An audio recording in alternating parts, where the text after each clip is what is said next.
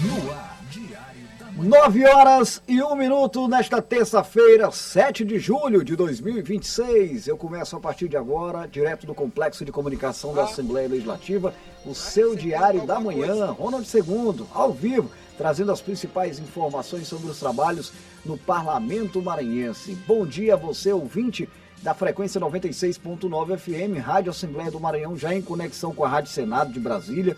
Bom dia também a todos os telespectadores que nos assistem através da TV Assembleia, canal digital 9.2, e aos internautas conectados através das plataformas digitais, especialmente no YouTube da TV Assembleia do Maranhão. Hoje é terça-feira, é dia de muito trabalho na Assembleia Legislativa. Daqui a pouquinho, expectativa já se inicia em torno da sessão plenária, que deve começar a partir das 9h30. Regimentalmente, esse é o horário de início das sessões plenárias.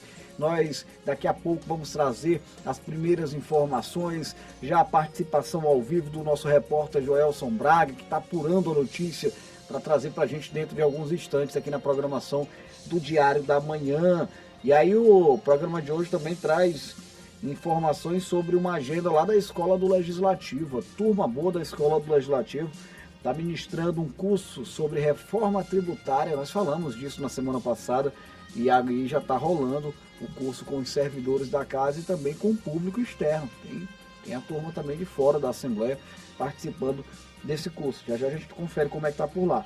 E aí eu vou receber a presidente do Sindicato dos Trabalhadores Domésticos do Maranhão, a senhora Valdelice Almeida. Nós vamos falar sobre a violência, a lamentável violência contra os trabalhadores domésticos, que a gente sabe que existe, que é uma realidade não apenas de São Luís do Maranhão e muito menos do Brasil. A gente vai tratar sobre esse assunto sério e relevante aqui dentro de alguns instantes com a presidente do Sindicato dos Trabalhadores Domésticos do Estado do Maranhão. Dentro de alguns minutinhos, a Ananda Fontinelli traz para a gente a previsão do tempo nesta terça-feira nas regiões maranhenses. E aí a gente vai mostrar como é que foi, nada mais nada menos que a reabertura de um dos teatros mais antigos e tradicionais do Brasil, o nosso glorioso Teatro Arthur Azevedo. Riqueza pura que pertence a nós maranhenses, viu? O governo do estado do Maranhão aplicou investimentos por lá e está bem adequado, reformado, algumas situações foram corrigidas e teve um ato muito bonito aí de reinauguração lá do Teatro Arthur Azevedo.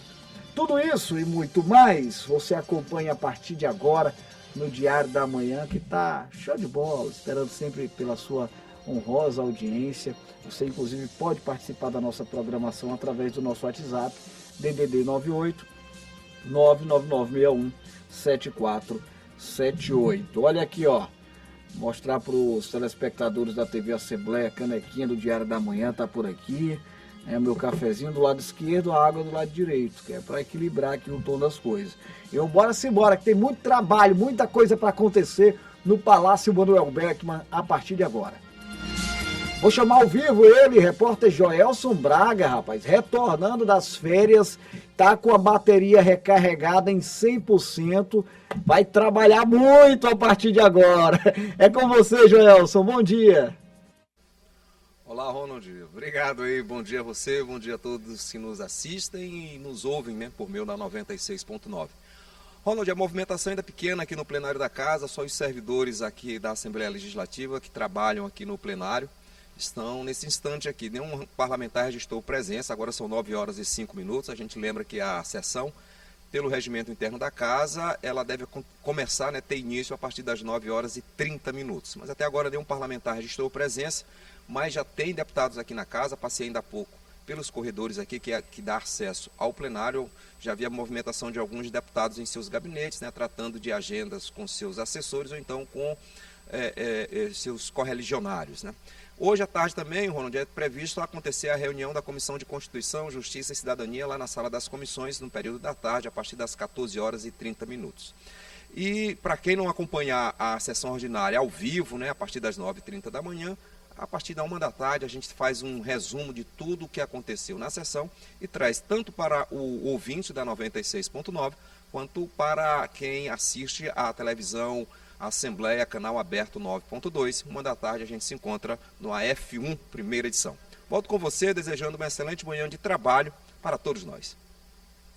Valeu, Joelson. Seja muito bem-vindo após as férias. Obrigado pelas informações. Joelson Braga lembrou muito bem da agenda das comissões. Hoje tem Comissão de Constituição, Justiça e Cidadania na Assembleia Legislativa, sempre se reunindo às terças, no período da tarde. Eu costumo lembrar, né, dessa importantíssima função que é a CCJ. A CCJ ela não discute, ela não aprecia o mérito dos projetos, mas sim a constitucionalidade, a legalidade. Está na Constituição?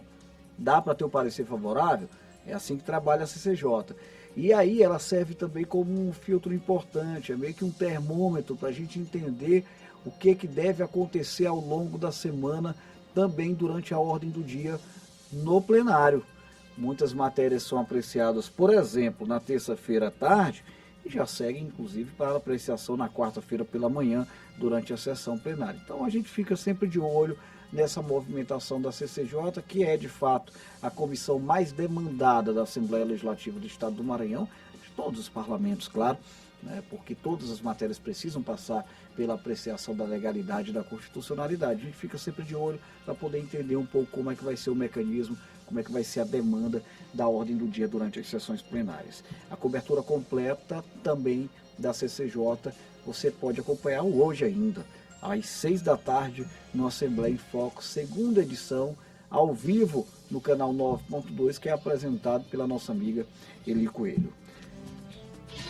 9 horas e 7 minutos, vamos sair do âmbito do plenário, falamos sobre as comissões e agora vamos falar sobre a Escola do Legislativo, que tem um trabalho permanente no Parlamento Maranhense, um trabalho de fortalecimento dos currículos dos servidores que atendem o público na Casa do Povo do Maranhão, faz um trabalho de capacitação profissional atendendo ainda a população em geral, não apenas os servidores, e é isso que está acontecendo nesse momento. A pauta da vez é a reforma tributária.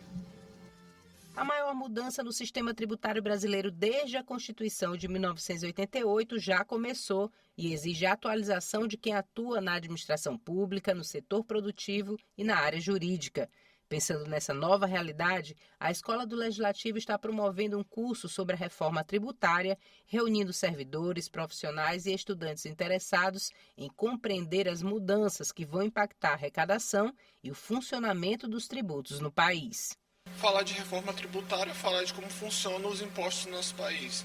Então a gente estava acostumado com uma forma, e aí teve a reforma tributária e a Assembleia, então no seu papel de democratizar o saber e até de capacitar também os servidores, a gente trouxe esse curso, foi um curso pedido em nossa pesquisa de intenções de curso, e aí a gente trouxe o professor Emílio, que é auditor fiscal e também especialista nessa área de tributos. A emenda constitucional número 132 instituiu uma ampla reformulação do sistema tributário brasileiro.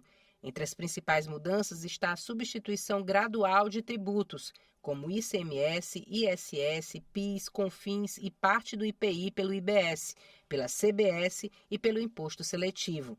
A atualização técnica torna-se fundamental para que gestores públicos, parlamentares e profissionais possam aplicar corretamente as novas regras. Vai oferecer aos participantes compreender os fundamentos da reforma tributária brasileira, que foi aprovada pela Emenda Constitucional 132 de 2023, e ao mesmo tempo oferecer conteúdos relacionados a IBS, que é o Imposto sobre Bens e Serviços, que vai substituir o ICMS, que é o Imposto Estadual, e o ISS, que é o Imposto Municipal, e do outro lado a CBS, que é a Contribuição sobre Bens e Serviços, que vai substituir o PIS e a COFINS. Além de ampliar o conhecimento sobre a nova legislação, o curso prepara os participantes para compreender os impactos da reforma tributária na administração pública, nas empresas e na vida dos cidadãos, contribuindo para uma transição mais segura e qualificada diante das mudanças no sistema de impostos brasileiro. Eu trabalho no escritório de contabilidade e a gente precisa entender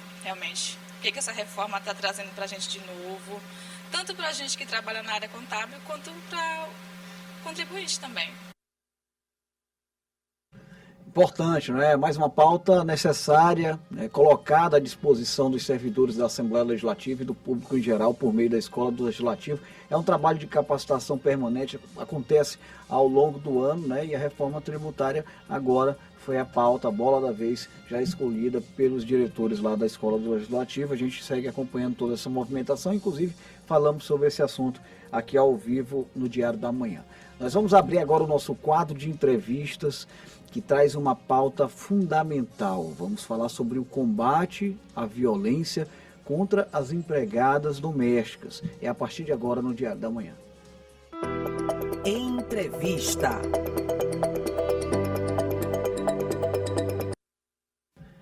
Nove horas e 11 minutos. Minha convidada de hoje já está por aqui, muito elegante, uma simpatia em pessoa, atendeu o convite da nossa produção e está por aqui. Eu estou recebendo aqui a dona Valdelice Almeida, presidente do Sindicato dos Trabalhadores Domésticos do Estado do Maranhão. Ela que também é conselheira do Conselho Municipal da Condição Feminina de São Luís, diretora estadual da Central Única dos Trabalhadores e atual, né, já falei, presidente do Sindomésticos, diretora também da Federação Nacional das Trabalhadoras Domésticas. Dona Valdelice Almeida, obrigado por estar aqui com a gente, muito bom dia, senhora, seja muito bem-vinda. Nós estamos ao vivo a partir de agora pela rádio, pela TV Assembleia do Maranhão. Bom dia e obrigada pelo convite.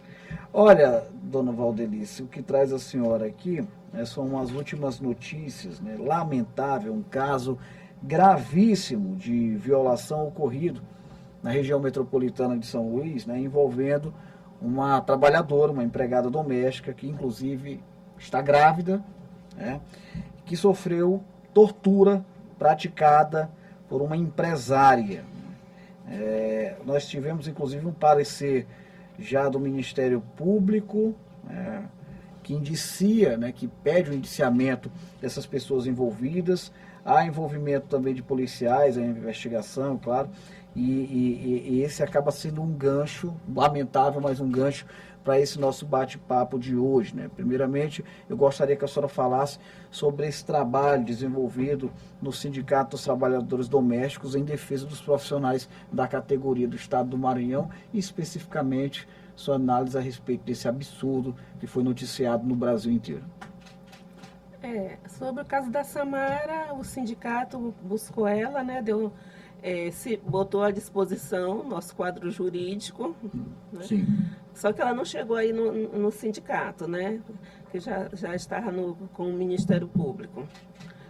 E por essa violação, por essa agressão que ela sofreu, por essa violência, o sindicato, juntamente com o Ministério Público, da Defensoria também do Trabalho, nós estamos elaborando uma campanha conjunta, justamente com a Secretaria da Mulher, né, do Estado. Interessante. E outros parceiros, né, o Fórum de Mulheres, o Conselho Estadual da Mulher.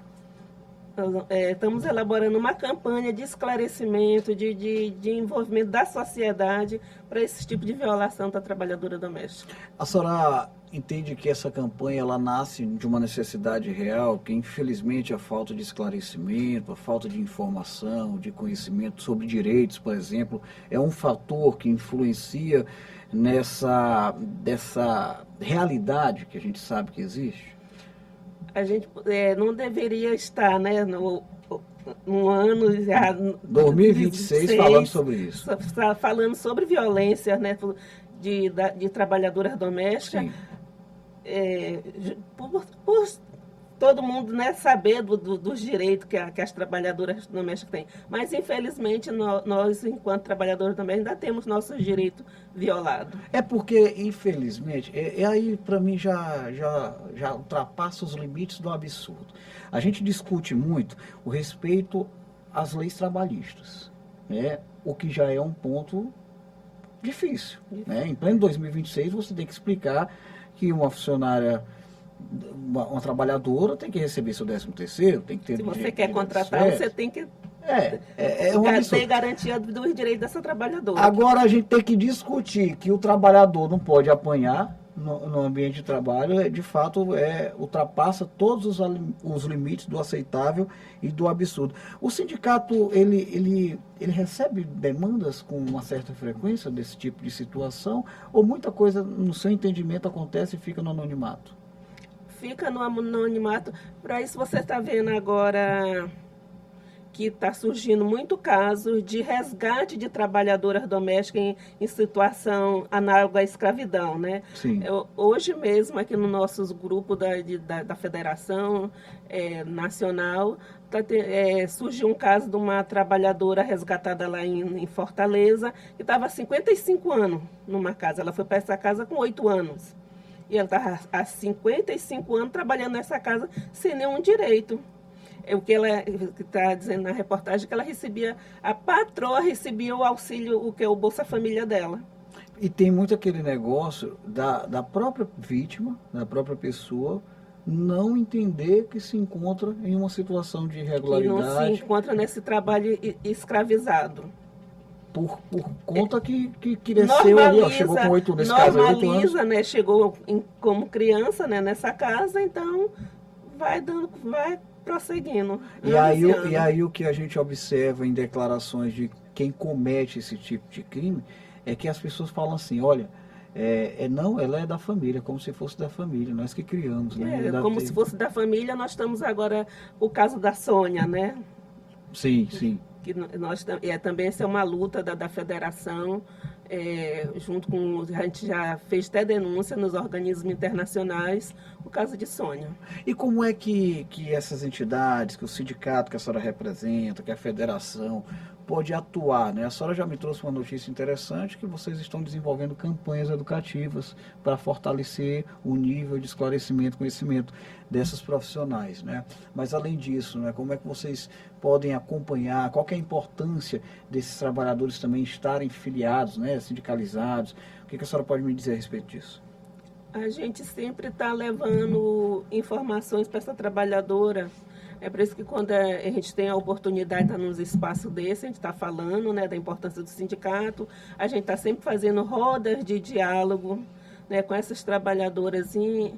Um exemplo assim, vamos lá em Passo do Lumiar, fazemos lá uma roda de diálogo numa associação. Aí tem uma pessoa lá que convida essas trabalhadoras, que é para justamente estar levando essas informações. Nem a gente bota assim, trabalhadoras domésticas, mulheres em geral, né? Porque aí são as multiplicadoras do sindicato, né? A gente faz campanha de panfletagem ao longo das avenidas, das paradas de ônibus, a gente costuma fazer. Passamos 8 dias dentro do terminal da Praia Grande, levando essas informações para essas trabalhadoras que passaram diariamente lá no terminal da Praia Grande. Então, o sindicato está em movimento, né? Mas, infelizmente, é a sociedade escravocrata que ainda não nos vê como trabalhadoras. E fica essa violação de direito. E aí é um problema histórico, mas que precisa ter intervenção da sociedade como um todo para a gente poder reverter isso, seja a curto, médio ou longo prazo. O que não pode é aceitar esse tipo de situação. No caso da Samara, o próprio governador do estado, Carlos Brandão, né, o governo do estado, hoje ela é uma servidora já do estado, né? A senhora tem acompanhado essa situação? A senhora chegou a ter algum tipo de contato diretamente com a Samara? Eu falei com ela pelo Zap. Pelo WhatsApp, sim. Ela me atendeu, aí, como eu lhe disse, né, botamos o sindicato à disposição dela. E quando ela atendeu a senhora, como foi a reação dela? Ela chegou a relatar alguma situação? Não, ela não relatou nada, ela só disse que ela procuraria o sindicato se precisasse. A senhora acha que é importante a união de forças, né, a sociedade civil, com o sindicato, com a federação, com os poderes, o próprio Ministério Público, no sentido de fortalecer essa campanha? De que maneira vocês têm buscado esse trabalho de dar as mãos, né, para poder fazer com que campanhas como essa possam alcançar o maior número de profissionais? Agora mesmo, a gente estivemos em Brasília, na campanha Trabalho Doméstico Decente, e estava lá todos os organismos, né, do governo, a gente levando essas nossas demandas enquanto trabalhadoras. Esse caso da Samara aconteceu aqui em São Luís, né, aqui na região metropolitana de São Luís, acredito que ali pela Passo Lumiar, aquela região ali. Ele é reflexo de uma realidade que ocorre no Brasil inteiro? Como é que vocês monitoram também esse tipo de situação? A gente sabe que no interior também não é diferente, né? O nosso sindicato ele é estadual, mas infelizmente a gente não temos, digamos assim, condições de estar no estado, né? A estrutura para levar o sindicato nos estados. Mas quando a gente tem a oportunidade, a gente vai, né, com outros movimentos, levando o sindicato para... Dona Valdeli, se a senhora pudesse falar com as profissionais, né, desta categoria, nesse momento, né, pela rádio, pela TV Assembleia do Maranhão, que tipo de orientação a senhora daria para aquelas pessoas que agora passam a entender que estão vivendo uma situação de irregularidade no âmbito das leis trabalhistas, ou, quem sabe, até uma situação de irregularidade no âmbito do Código Penal, com possível violência ocorrendo? O que a senhora pode falar para essas pessoas?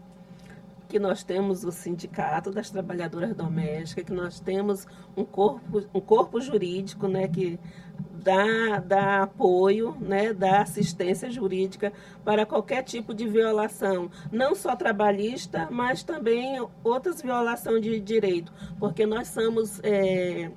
O sindicato ele é do núcleo de base do MNU, que é o Movimento Negro Unificado, onde qualquer tipo de violação também sobre racismo, de discriminação, nós temos também esse apoio também dessa organização. É preciso que essas pessoas, que essas profissionais entendam que elas não estão sozinhas, não é, dona Valdelice? O sindicato está apto a representá-las em qualquer situação.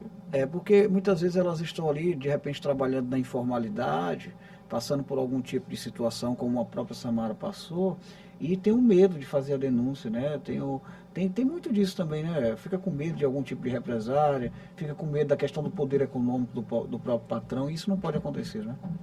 É isso que o sindicato diz, mas como nós costumamos falar, no nosso meio sindical das trabalhadoras domésticas, que cria esse vínculo emocional entre a trabalhadora e o patrão, assim, por tempo que já estão lá nessa casa, né? Às vezes ela chega no sindicato, sabe que está sendo violado seus direitos, mas ela diz assim, não, eu só quero o que é meu de direito, só quero o meu dinheiro, eu não, às vezes precisa ir para a justiça, elas não querem ir para a justiça, né? Por conta do vínculo emocional. Por causa desse vínculo emocional que às vezes cria entre a trabalhadora e o empregador. E essa é um segmento profissional que acaba tendo mesmo uma maior probabilidade de vínculo emocional, porque o trabalhador está ali, né, no lar, e aquela convivência diária, e acaba sendo propício a esse tipo de situação. Mas é importante separar as coisas, né? É importante separar, porque ela tem que se ver como uma trabalhadora que ela é, né? Então, ela tem que ter o seu direito respeitado. É da mesma maneira que ela é cobrada como um profissional de casa. Para fazer as coisas tudo direitinho, né? Então, ela chega, eles eram bons para mim. Aí a pessoa lá, a dona Maria Isabel, que atende, dizendo, mas sua carteira está assinada? Eles pagavam o salário? Não. Qual era a sua jornada? Então, pode ser jornada exaustiva, pouco tempo para o almoço, então não tem como ser bom. Não tem como ser bom. Normalmente esses relatos acontecem no sindicato. Vocês recebem bastante, não é? Recebemos. Eu quero agradecer aqui a dona Valdelice Almeida, presidente do Sindicato dos Trabalhadores Domésticos do Estado do Maranhão. Obrigado por estar aqui com a gente, falando sobre essa pauta importante, que é o direito dessas profissionais, que precisam trabalhar com dignidade, precisam ser respeitados, e a gente está aqui sempre para fortalecer. Quando a campanha estiver já acontecendo, pode mandar para a gente, dona Valdelice, que a gente tem uma maior satisfação em contribuir, o Complexo de Comunicação da Assembleia Legislativa, em nome do nosso diretor Juraci Filho, para a gente fortalecer, propagar essa campanha que fala sobre os direitos das empregadas domésticas. Essa é uma pauta também que é prioridade, com certeza, da presidente Iracema Vale. Nós estamos aqui para dar as mãos nesse sentido, tá bom? Muito obrigada. E para as trabalhadoras, né, que foram nos assistir ou estiver assistindo, o sindicato funciona bem aqui na Casa do Trabalhador. Fica aqui mesmo, pertinho, né? Pertinho. Segunda, quarta e sexta, das 14 às 17 horas. A Casa do Trabalhador, para quem não sabe, gente, é aqui, nessa região aqui do Jaracati, não é, dona Valdelice? Fica logo ao lado ali por trás da OAB da antiga... ali do complexo do Palácio do Henrique de la Rota. Pronto, OAB, ficou fácil agora. Obrigado, dona Valdelice. Obrigada Bom dia para a senhora. Bom dia. Vou chamar agora a Nanda Fontinelli, vai trazer para a gente a previsão do tempo, é isso mesmo. A Nanda, com você, bom dia.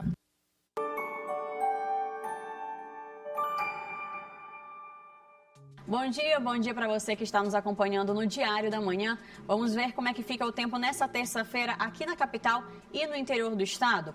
Olha só, antes da gente começar, a previsão, um destaque. O Maranhão já começa a entrar na transição entre o período chuvoso e o verão maranhense. Então a tendência para as próximas semanas é de redução gradual das chuvas e aumento das temperaturas. Mesmo assim, pode ocorrer aí pancadas de chuva, principalmente no litoral e na região norte do nosso estado. Em São Luís, o dia será de tempo abafado, tem muitas nuvens e tem previsão de uma chuva isolada. As temperaturas ficam entre 24 e chegam até os 30 graus, com sensação térmica elevada. Já em São Benedito do Rio Preto, o tempo também segue instável, tem muitas nuvens e tem chance de chuva que podem vir com intensidade moderada aí em alguns momentos lá na região.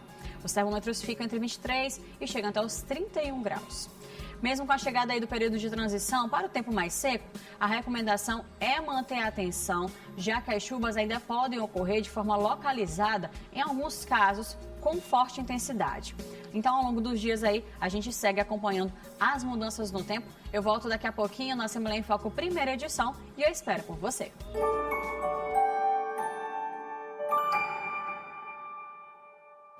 Valeu, Ananda. Obrigado pela participação. Olha, bora dar um pulo ali na região do Centro Histórico de São Luís, mais precisamente em um dos teatros mais antigos, e aí eu vou puxar a brasa para a nossa sardinha, e mais bonitos do Brasil. Eu estou falando do Teatro Arthur Azevedo, que foi reinaugurado, recebeu investimentos e está mais bonito do que nunca. Vamos acompanhar como é que foi o ato de reinauguração. Após 6 meses de reforma, o Teatro Arthur Azevedo foi reinaugurado em grande estilo. Os convidados foram recepcionados por personagens da nossa história. Mais de 21 milhões de reais foram investidos na preservação das características originais do prédio bicentenário, porém trazendo elementos tecnológicos de som, sistema cênico e estrutura, além de garantir a acessibilidade para todos os públicos, com placas em braille, piso tátil e elevador. Viemos para cá com o propósito de dar uma requalificada, resolvendo aqueles problemas que estavam acontecendo aqui no teatro. E aí descobrimos que precisávamos fazer, de fato, uma requalificação completa. E, claro, uma requalificação dando acessibilidade ao teatro, que era algo que já era solicitado há muito tempo. O governador Carlos Brandão reforçou a importância da reestruturação do Teatro Arthur Azevedo e falou sobre outros investimentos que estão sendo feitos no centro histórico da capital e que em breve devem ser entregues. O centro histórico, cada dia que passa, a gente está com a recuperação dos prédios, a gente está dando mais livres, estão recuperando ali o antigo Palácio do Comércio, que alguns chamam de Hotel Central, uma reforma completa.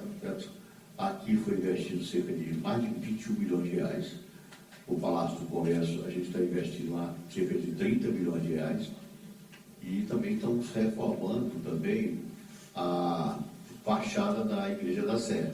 Vamos também reformar a Igreja de São João, a Igreja de Santana, a Igreja do Carmo. Então, todo esse patrimônio a gente vai entregar completamente reformado para a população de São Luís. Vários artistas prestigiaram o evento e falaram sobre a alegria de ver o segundo teatro mais antigo em atividade no Brasil sendo entregue para a cultura e para a população maranhense. A minha carreira se confunde, com o Teatro Arthur Azevedo, porque todos os espetáculos que fiz, desde a minha estreia, que foi aqui no Arthur Azevedo, todos os principais espetáculos que fiz foi no Teatro Arthur Azevedo. Então são dezenas de espetáculos, são dezenas de noites de glória nesse teatro. A vontade de vir é muito grande, ainda mais depois da reforma, isso é maravilhoso. Mas eu venho em breve lançar um novo álbum, que é o Burrada Sound.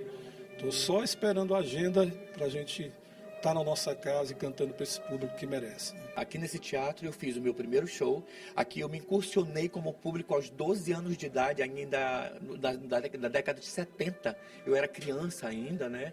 E o teatro, ele se tornou, ele, além de ser o segundo mais antigo do Brasil, né, é um dos teatros mais importantes, que hoje é um teatro extremamente acessível.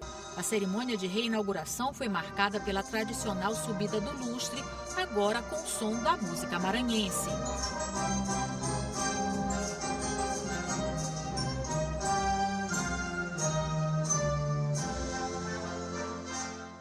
E com a apresentação da cantora Zizi Posse, dando início à programação de grandes apresentações culturais em um dos espaços artísticos mais importantes do país. Meu paletó virou estopa e eu pergunto, que roupa, que roupa, que roupa,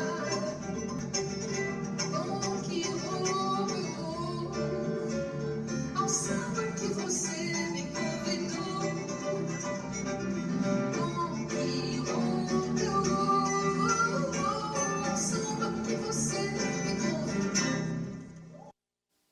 Legal, gente. Isso é um patrimônio da população do estado do Maranhão, patrimônio do Brasil, precisa estar sempre recebendo investimentos, né, sempre com a atenção do poder público, de fato. Né. Teatro Arthur Azevedo, olha, para quem nunca teve a oportunidade de entrar, é maravilhoso, vale muito a pena a visitação. Eu vou encerrando aqui a transmissão simultânea com a TV Assembleia, nosso canal 9.2, em razão da sessão plenária que pode começar a qualquer momento. Muito obrigado aos telespectadores pela companhia e a gente se reencontra às 1h da tarde no Assembleia em Foco, primeira edição.